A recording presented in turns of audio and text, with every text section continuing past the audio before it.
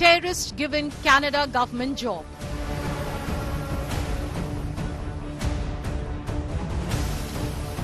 Man wanted by India on Canada's payroll.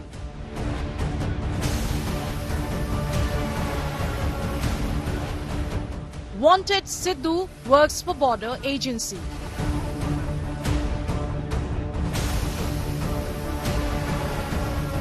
Trudeau's tax-funded terrorist.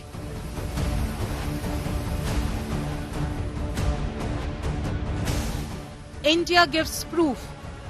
Will Trudeau act? Trudeau's hypocrisy exposed.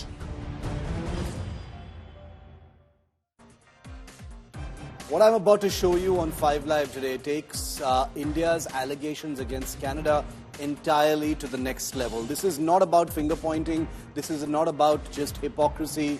This has now reached an alarming dimension. And I'm going to be telling you about it here on 5 Live. Thanks as always for being with me here on the show. I'm Shiv. Canada, a country that has accused India, as you well know, of killing a designated terrorist with a foreign death squad, has just been forced to make the most shocking admission, viewer. And I hope both the Canadian and Indian public are listening very carefully to what I'm about to tell you.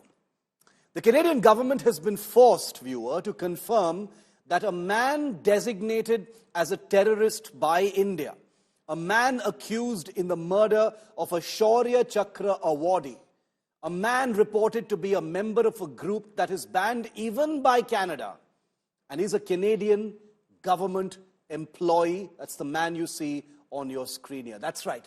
A terrorist named Sandeep Singh Sidhu, who India has officially made an extradition request for, is a Canadian government employee. In other words, the salary of a man designated as a terrorist and wanted by the world's largest democracy is a Canadian government employee whose salary is paid by the Canadian public. The Canada Border Services Agency, or CBSA, a government entity entrusted with the very sensitive task of border security, has confirmed to an Indian news portal that Sandeep Singh Sidhu is one of its employees. I hardly need to spell out the alarming implications of this admission, but I shall do so because it has become clear now that the Trudeau government is keener to accuse journalists like me for foreign interference rather than even acknowledge how bad this looks for Canada internationally.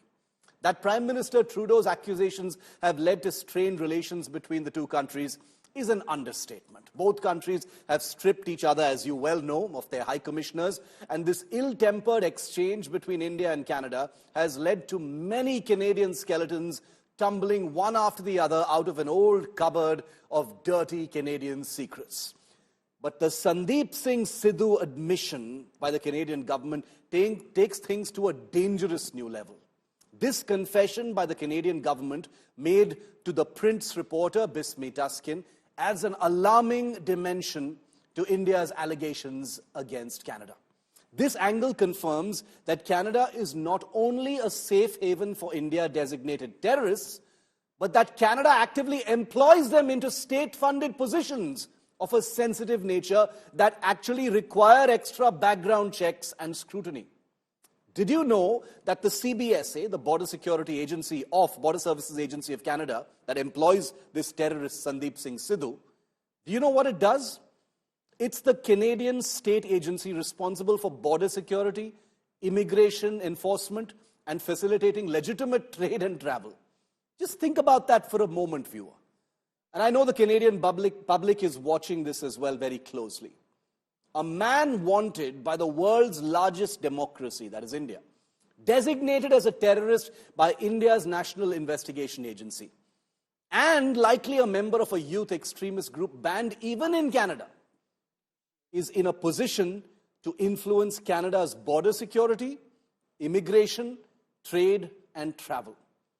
How has a person with ties to terror activities been able to secure a government job in Canada especially in a sensitive area like border services, where the recruitment process involves some of the deepest screening of any Canadian government body? The only possible explanation is that Sandeep Singh Sidhu has been deliberately handpicked, deliberately chosen by the Canadian government to fill a sensitive post, specifically so that his criminal skills can be harnessed and deployed for other reasons, perhaps to facilitate the passage of criminals and separatists from Punjab to Canada. For all of Trudeau's grandstanding about terror, the Sandeep Singh Sidhu issue is a landmine that the Trudeau government cannot sidestep and has had no choice but to admit to when asked. The employment of Sidhu at the CBSA is a hilarious contradiction to Canada's stated position on counterterrorism. It also completely undermines, if not exposes, Canada's criticism of India for allegedly targeting individuals on foreign soil, as it implies a willingness to overlook and accommodate those accused of terrorism by India, even in public government positions. At the very least, Canada's admission that it employs Sandeep Singh Sidhu in a government job proves India's point, doesn't it, View? I'm sure you agree with me. And it gives the Indian government enormous leverage to argue that Canada's leniency towards individuals with extremist or terrorist links poses a threat to India's national security. Whether it is Canadian National Police documents suggesting the Canadian government's direct role in the Air India Kanishka bombing in 1985, or the public funding of a designated terrorist in government jobs, Canada has reached a reputational point of no return.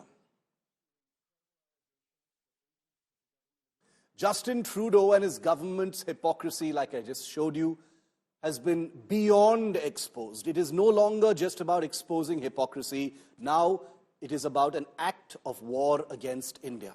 After accusing India and its diplomats of alleged violent criminal activities in Canada, Trudeau's government, like we've just shown you, himself employs a man wanted by the Indian anti-terror agency, Sandeep Singh Sidhu, wanted for promoting terrorist activities in Punjab and the murder of a Shaurya Chakra awardee in Punjab in 2020 named Balwinder Singh Sandhu. He's wanted for all of that. You heard that right. India's most wanted is on the payroll of the Trudeau government. The Canadian public pays this man's salary. Sidhu is a Canada Border Services Agency employee. In fact, he holds the position of a superintendent. Let's give you even more details. Canada's border agency has confirmed to a media outlet, The Print, that Sidhu is indeed its employee. According to the NIA dossier that has been shared with Canada seeking Sidhu's extradition many years ago, Sandeep Singh Sidhu is accused of promoting terrorist activities in Punjab.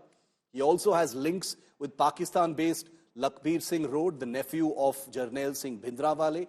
Sidhu is also a member of the International Sikh Youth Federation, a group that reportedly remains banned not just in India, Australia, Japan and the US, but even in Trudeau's Canada.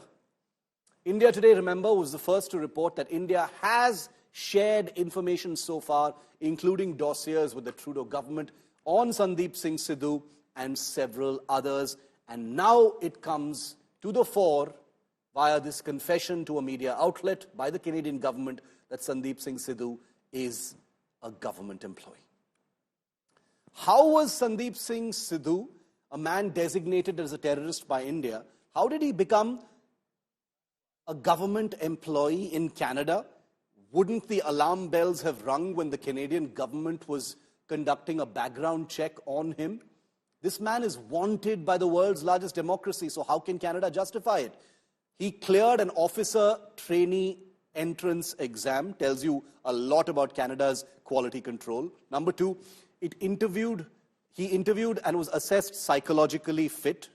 His credit was checked. Law enforcement and security database was verified. Got an enhanced reliability status, and then he was recruited into the Canada Border Services Agency, which makes me wonder out loud, viewer, that it wasn't about the alarm bells that could have been ringing when a background check was conducted on this man, because, as you can see, there are infinite alarm bells about his terrorist and criminal ties. I go ahead and say that this man has been handpicked by the Canadian government in order to fulfill a particular role when it comes to immigration of criminals and terrorists into Canada. That's what is happening right now.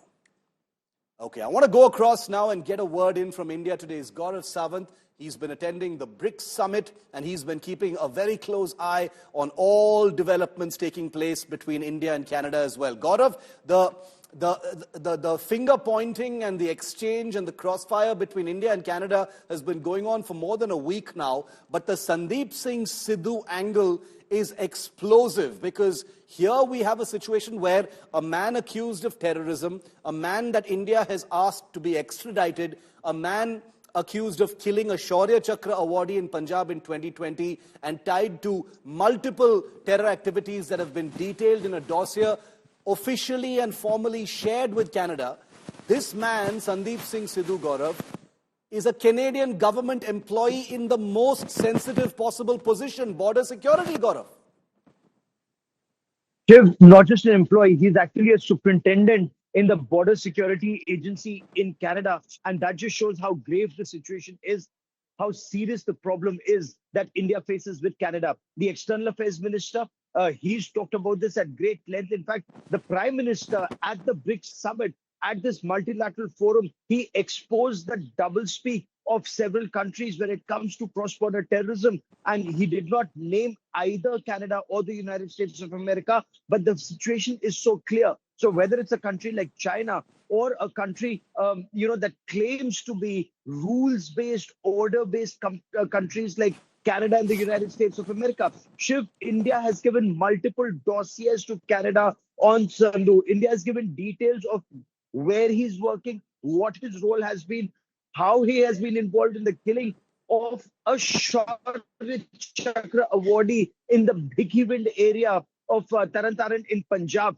All those details have been shared with Canada. He's not a fugitive from law. He's not somebody who's hiding from law. He's a part of law enforcement in Canada. And India has made that very, very clear to agencies in Canada. And yet, Justin Trudeau, despite his pontification, he's taken absolutely no action against these elements. The point that you've raised, Shiv, is very clear. These elements are actually used by Canadian agencies and authorities against India. And these elements are actually elements of the Canadian deep state to destabilize India. And that's a charge that's been leveled, not just by agencies. Yes. That's a charge that's actually been said by the External Affairs Minister of India. You know, Gaurav, the reason why the Sandeep Singh Sidhu issue is very different from what we've been talking about so far is that one wonders whether, the Canada or even the US government will be able to justify or defend something of this kind, because India has ticked all the boxes. They've supplied the dossier, they've supplied information, they've sought an extradition, they've given information about why they want this man to be extradited, and yet this man continues to be in a law enforcement role in Canada. Beyond embarrassing Canada, one wonders whether this is going to be enough to, in some ways, turn the narrative and actually see some kind of cooperation from the West. Will it happen? Very unlikely, Shiv. You're absolutely right. Now, if you go by facts, Justin Trudeau and the Canadian administration should be deeply embarrassed. Joe Biden, the American president, and the American administration, the American State Department, they should be deeply embarrassed. But that's only when you actually believe in rules-based order. But when you use terrorist organizations to destabilize countries and yet pontificate, that just shows that they believe in doublespeak and they practice that doublespeak and they create an ecosystem. They create an ecosystem even in countries like India that will parrot that lines. Now, none of that ecosystem, what the Prime Minister too has referred to in the past as the Lutyens Khan market cabal, even that ecosystem will not bring out these facts. And why? Whether it's scholarships that they get, whether it's the, various junkets that they get, and junkets that are not just funded by Ghulam Nabi Fai and Pakistan's ISI, but junkets that may well be funded by the West These Yes, people are beneficiaries of those junkets and will not raise these issues that you are raising. Why? Because you are bringing out the ground realities, and these aspects need to be raised. However, these elements will not do that. Here is a terrorist who's involved in the killing of a Shaurya Chakra awardee in Bhikiwind in India, absolutely. and India submitted dossiers, and not just for one man. India submitted 26 dossiers to Canada. India has made a list of those who've been involved in activities. Gurmeet Singh, that's an entire list that the External Affairs Minister has Yes. spoken of, the ministry has spoken of. That entire list has been given to Canada. Interpol Red Corner notices have been issued, and yet this West, that entire ecosystem, they refuse to take action against these elements in the name of freedom of expression. Clearly, terrorism is not freedom of expression.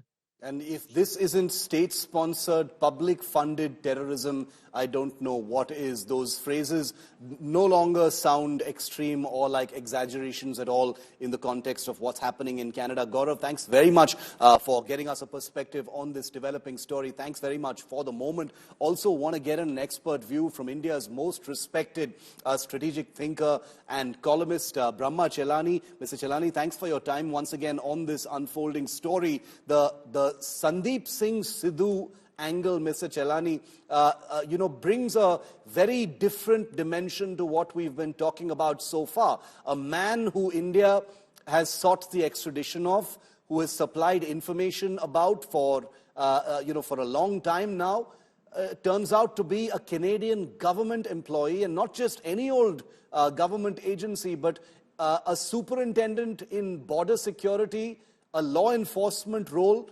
How do you see this? Canada, unfortunately, has become the global hub of the Khalistan militant movement.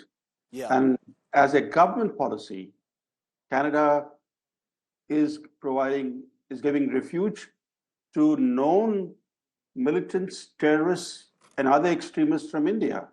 In fact, it's also giving visas to known gangsters despite Indian government warnings. This is the irony of it, that the Indian Foreign Minister has said on record that despite Indian government warnings, specific individuals from Indian Punjab who are known to be gangsters have been given immigration visas by Canada. And the Indian ambassador to Canada, the High Commissioner Sanjay Verma, before he left Ottawa, he said in an interview to Canadian media that Palestinian extremists and terrorists are deep assets of CSIS. CSIS is Canada's main intelligence agency.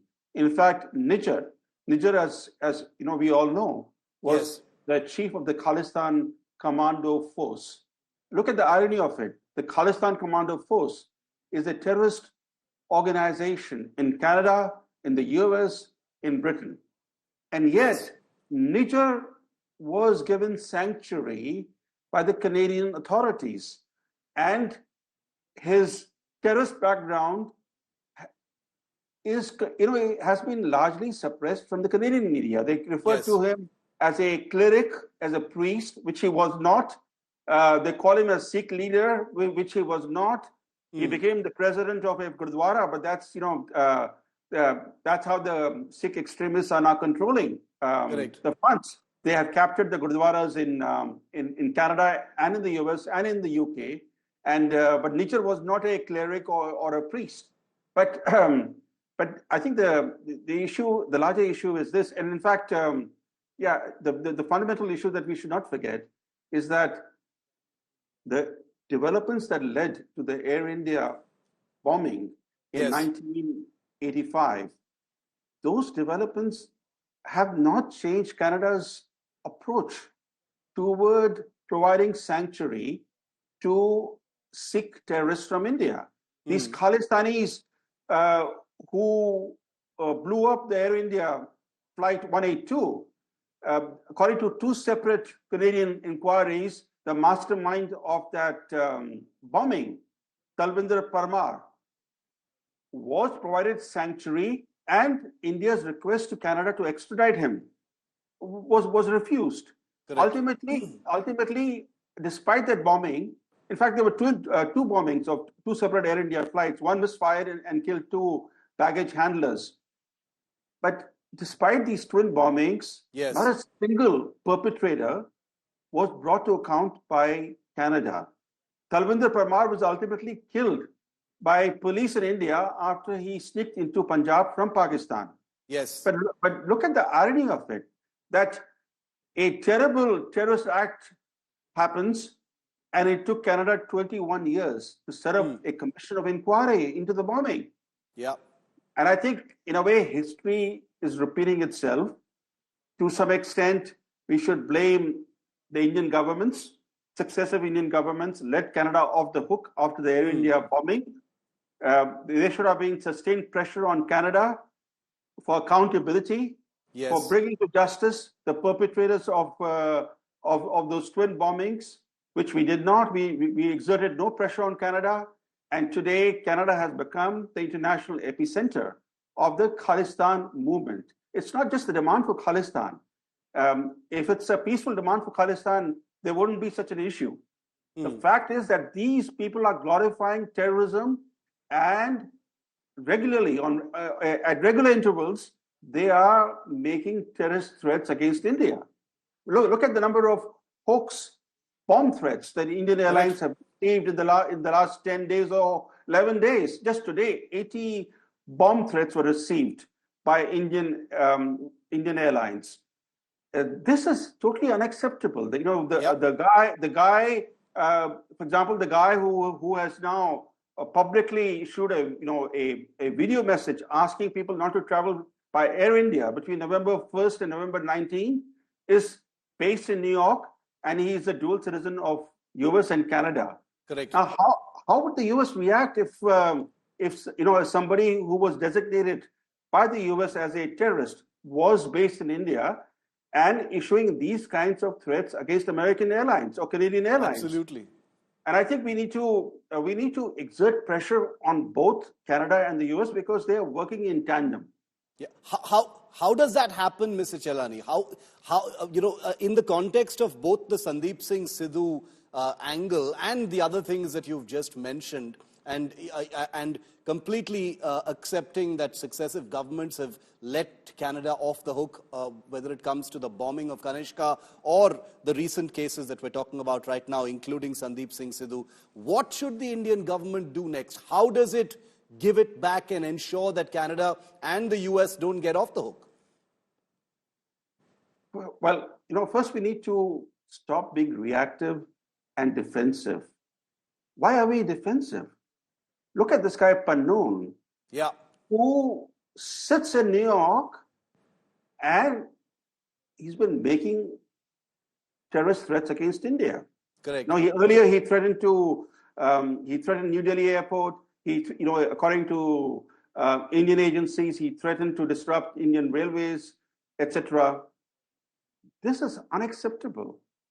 The fact that somebody releases a video message and warns people not to travel by Air India between specific dates, and yet there's no statement from the government of India asking the US to extradite him or bring him to justice. We should make the demand.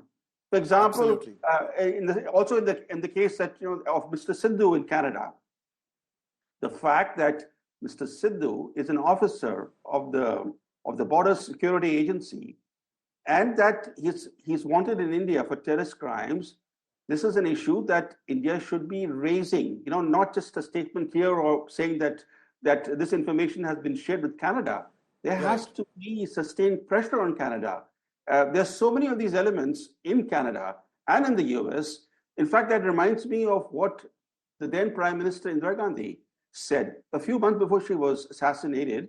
She said publicly that the CIA was involved in training and arming Khalistan terrorists in Pakistan. In other words, the CIA was working with ISI, according to Mrs. Gandhi.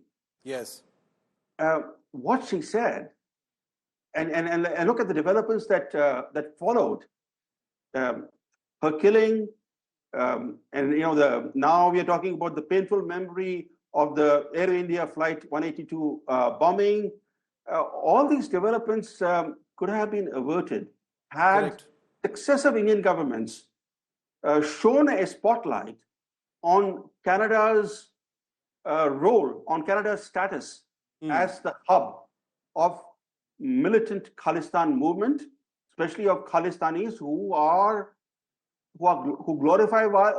glorify violence and terrorism, and who make terrorist threats against India. This conversation is going to continue because India's next step continues to be in suspense. The two sides have issued statements against each other, but now there appears to be a lack of clarity of what that next step from either side is going to be, and we will continue to track it. And as always, thank you very much, Brahma Chelani, for joining us and providing your perspective on this unfolding big story between India and Canada. These escalating tensions between the two countries have taken center stage, obviously, as both nations exchange accusations. Canada is under scrutiny for its ties to individuals, like Brahma said, with terrorist and extremist networks. And we've got information on the entire dossier that's been shared by India with Canada. Take a look.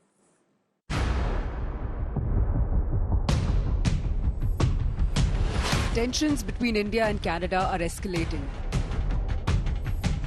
Amid the ongoing diplomatic standoff over the killing of Khalistani terrorist Sandeep Singh Sidhu, where Trudeau government is targeting top Indian diplomats, India added Sandeep Singh Sidhu, a Canadian Border Service Agency official, to its list of fugitive terrorists seeking his deportation. Despite his position in Canada's government, Sidhu has been linked to pro-Khalistan terrorist networks. He's accused of playing a key role in the assassination of Shaurya Chakra awardee Balwinder Singh Sandhu, a hero of Punjab who stood against Khalistan terrorists during Punjab's violent period.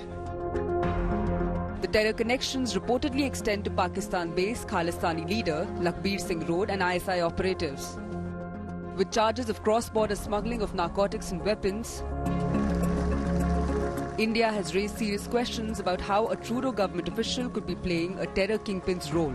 Despite serious allegations, Canada appears to be protecting individuals connected to extremist groups. Canada's Foreign Minister Melanie Joly went on to put Indian diplomats on notice.